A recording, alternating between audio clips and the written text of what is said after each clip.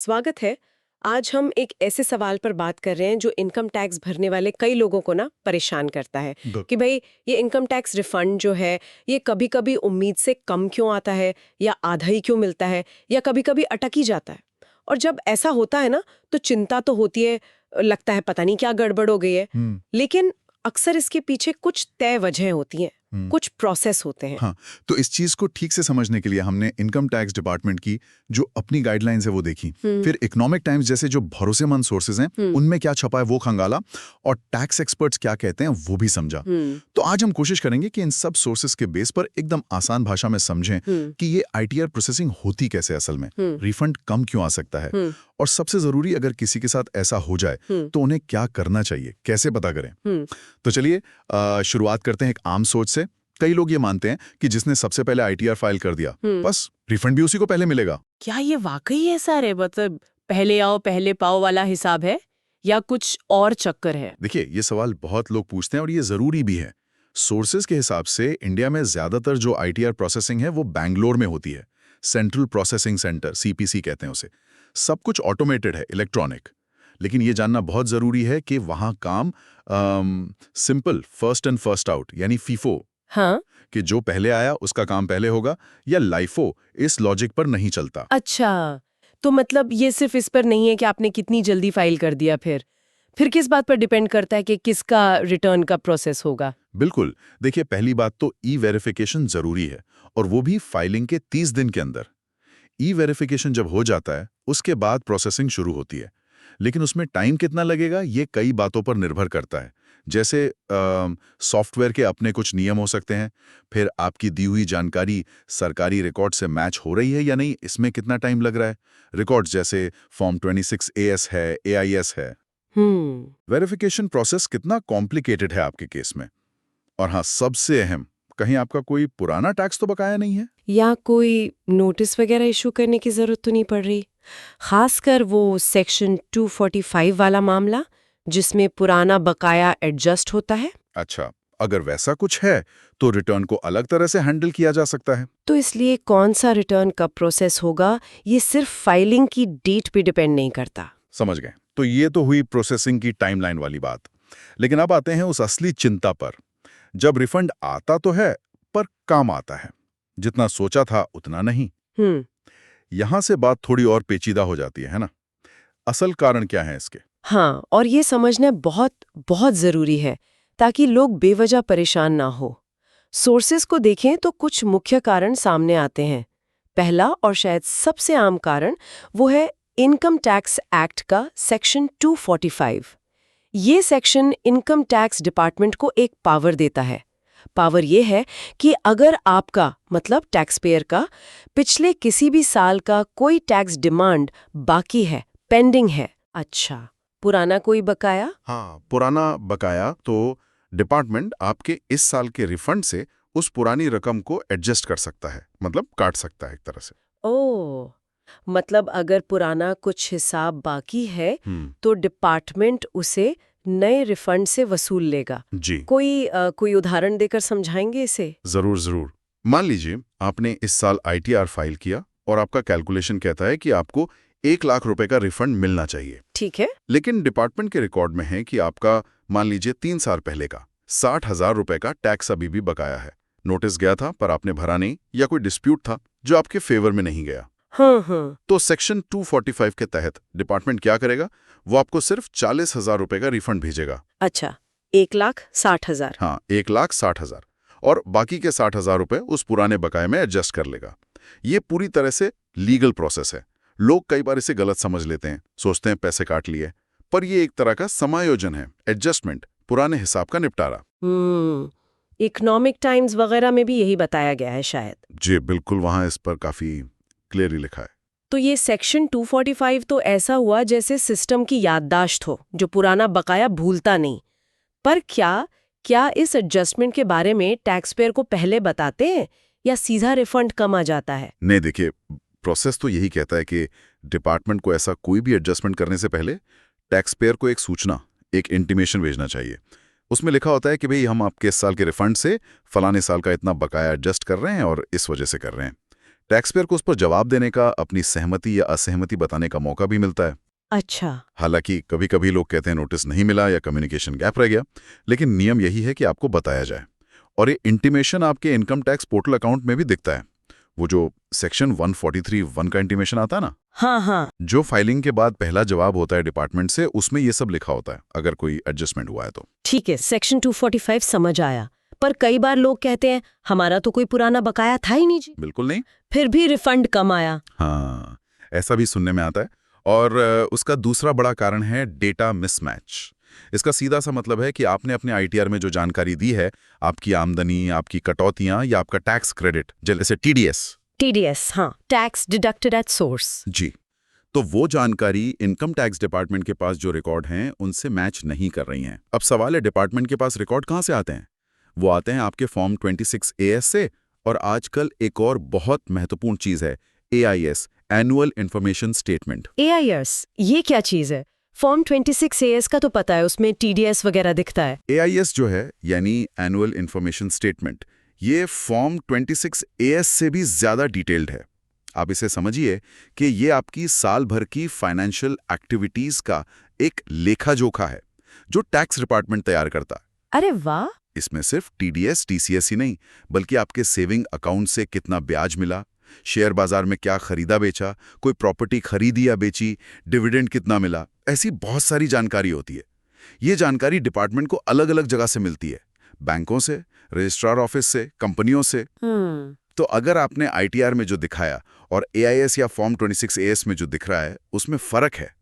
मान लीजिए आपने TDS क्लेम किया 50,000 रुपए का, पर फॉर्म 26AS में दिख रहा है सिर्फ 45,000 रुपए।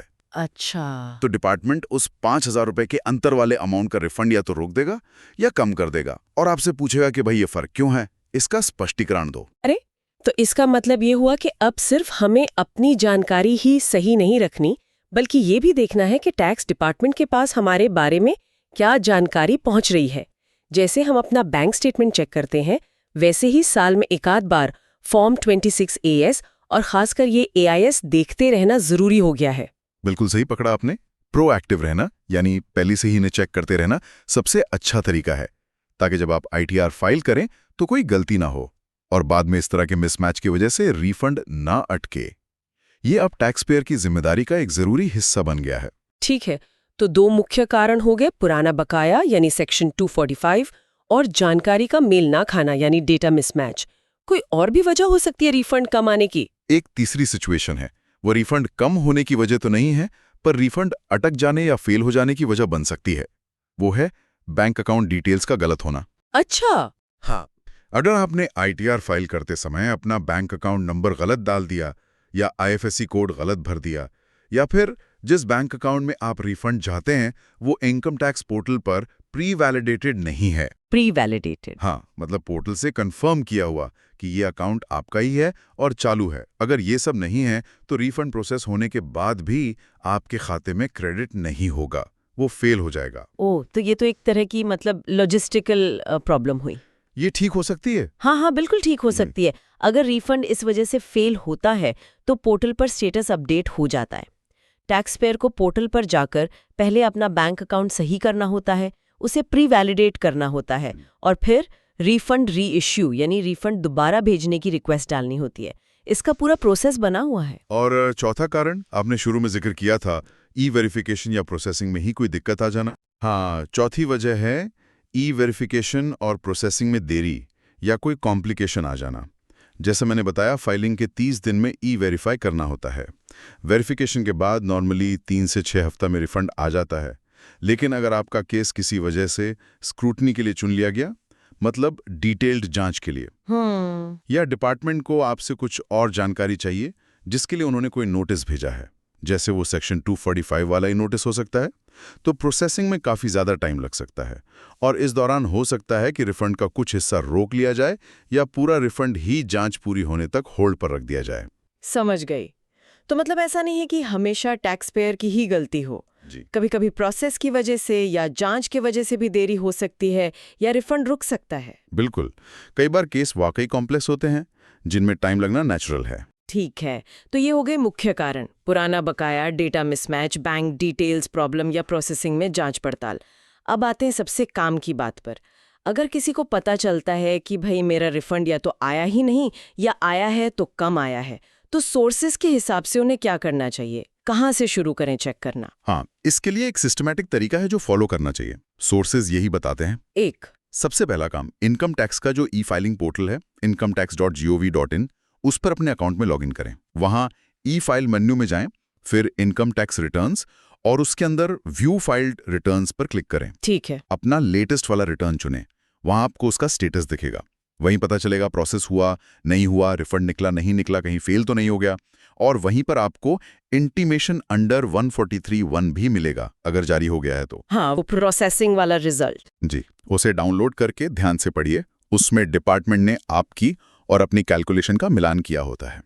अगर कोई फर्क है या कोई एडजस्टमेंट हुआ है जैसे सेक्शन 245 का, तो उसका कारण साफ साफ लिखा होगा। यानी पोर्टल ही पहली जगह है जहां देखना है, और वो इंटीमेशन आ गया है तो उसे इग्नोर नहीं करना है। बिल्कुल नहीं, वो सबसे जरूरी डॉक्यूमेंट है स्टेज पर। जी। दूसरा कदम, अगर इंटीमेशन में या स्टेटस में लगता है कि टीडीएस मिसमैच हुआ है, तो पोर्टल से ही अपना लेटेस्ट फॉर्म 26AS और AIS डाउनलोड करें।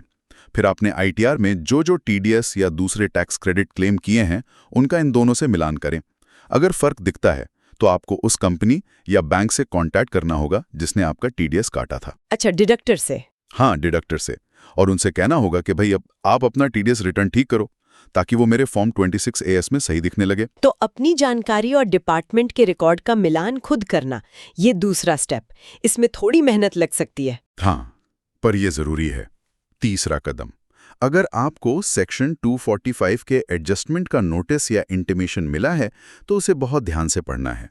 उसमें लिखा होगा कारण, कितनी रकम एडजस्ट हुई है और वो किस साल का बकाया था। पहले तो ये कंफर्म करें कि क्या ये बकाया वाकई आपका है। सही है। कभी कभी गलती भी हो सकती है। हाँ, हो सकता है। अगर आप उस एडजस्टमेंट से सहमत नहीं हैं, तो नोटिस में ही जवाब देने का तरीका और टाइम लिमिट लिखी होती है, उसे फॉलो करें, चुप न बैठें। यानी नोटिस को समझना और टाइम पर जवाब देना बहुत जरूरी है। बहुत ज्यादा। चौथा कदम, अगर पोर्टल पर स्टेटस ये दिखा रहा है कि रिफंड बैंक अकाउंट प्रॉब्लम की वजह से फेल हो गया, तो जैसा हमने पहले बात की, पोर्टल पर सर्विसेज मेन्यू में रिफंड री इशू का ऑप्शन होता है। लेकिन उससे पहले माय प्रोफाइल में जाकर अपनी बैंक डिटेल्स चेक करें, उन्हें ठीक करें और ये पक्का करें कि वो account validated and EVC enabled दिख रहा हो। उसके बाद ही री इशू की रिक्वेस्ट डालें। ठीक है, ये प्रोसेस तो सीधा लग रहा है। हाँ, पोर्टल को यूजर फ्रेंडली बनाने की कोशिश तो की गई है। पांचवा और आखिरी कदम, अगर ये सब करने के बाद भी बात नहीं बनती या आपको लगता है कि कुछ गड़बड़ है और पोर्टल से हल नहीं निकल रहा, तो आप इनकम टैक्स डिपार्टमेंट की CPC हेल्पलाइन पर बात कर सकते हैं।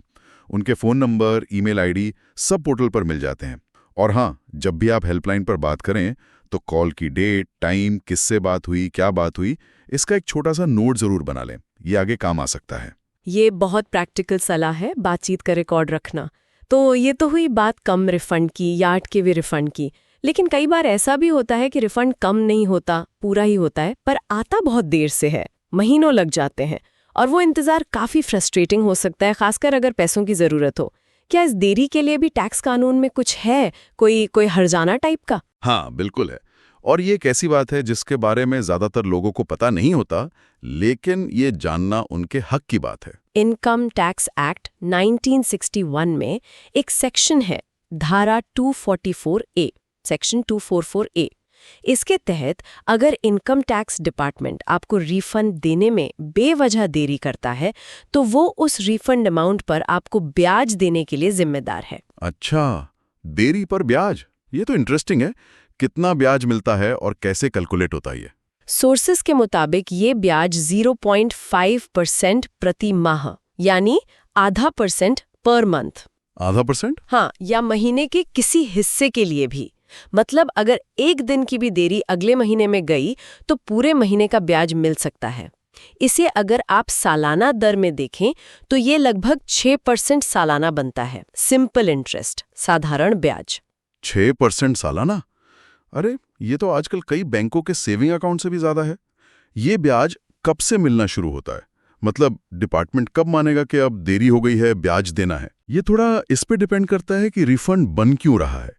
नियम थोड़े अलग हैं। अगर आपका रिफंड टीडीएस या टीसीएस या एडवांस टैक्स के ज्यादा पेमेंट की वजह से बना है और आपने अपना आईटीआर ड्यू डेट तक फाइल कर दिया था, हाँ, तो ब्याज की गिनती आमतौर पर असेसमेंट ईयर AY के पहले दिन यानी 1 अप्रैल से शुरू होती है अच्छा और उस तारीख तक चलती है जब तक रिफंड जारी नहीं होता। अच्छा, मतलब अगर AY 2024-25 का रिफंड है और ITR जुलाई में भरा, तब भी ब्याज 1 अप्रैल 2024 से। हाँ, अगर आईटीआर टाइम पे भरा था तो दूसरे मामलों में, जैसे मान लीजिए सेल्फ असेसमेंट टैक्स ज्यादा भर दिया था, उसका रिफंड है, तो ब्याज आमतौर पर टैक्स भरने की तारीख या आईटीआर फाइलिंग की तारीख जो भी बाद में हो से गिना जाता है रिफंड जारी होने तक। अच्छा, तो ये इस पर है कि पैसा सरकार के पास तब और कैसे पहुंचा था। क्या इस ब्याज के बारे में कुछ और शर्तें या नियम भी है? हाँ, कुछ और जरूरी बातें हैं सेक्शन 244A के ब्याज से जुड़ी। एक तो ये साधारण ब्याज है, सिंपल इंटरेस्ट, कंपाउंडिंग नहीं होती, ब्याज पर ब्याज नहीं मिलता। ठीक है। दूसरी बात, कुछ सोर्सेस कहते हैं कि शायद बहुत छोटी रकम के रिफंड पर ब्याज ना मिले। एक नियम ये भी है कि अगर रिफंड अमाउंट आपकी टोटल टैक्स लायबिलिटी के 10% से कम है तो शायद ब्याज ना मिले। पर ये नियम थोड़े पेचीदा हैं, केस टू केस देखना पड़ता है। सबसे सही जानकारी तो डिपार्टमेंट से जो इंटीमेशन या रिफंड ऑर्डर आता है उसी में मिलती है।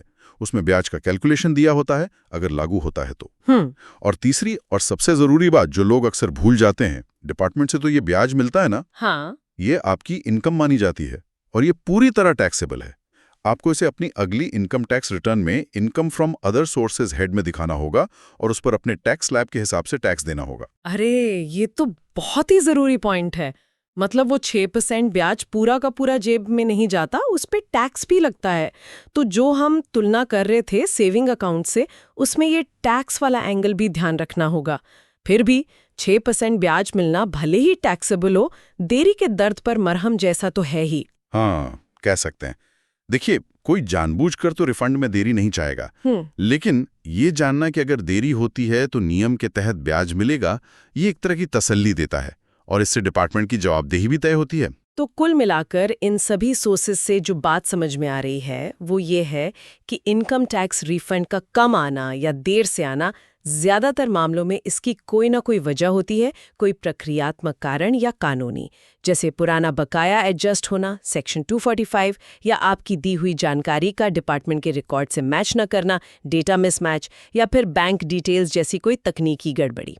ऐसा कम ही होता है कि ये बिल्कुल मनमाना हो, और अच्छी बात यह है कि अगर ऐसा हो तो टैक्स पेयर के पास रास्ते हैं, वो जांच कर सकते हैं, सुधार करवा सकते हैं, जैसा हमने डिस्कस किया।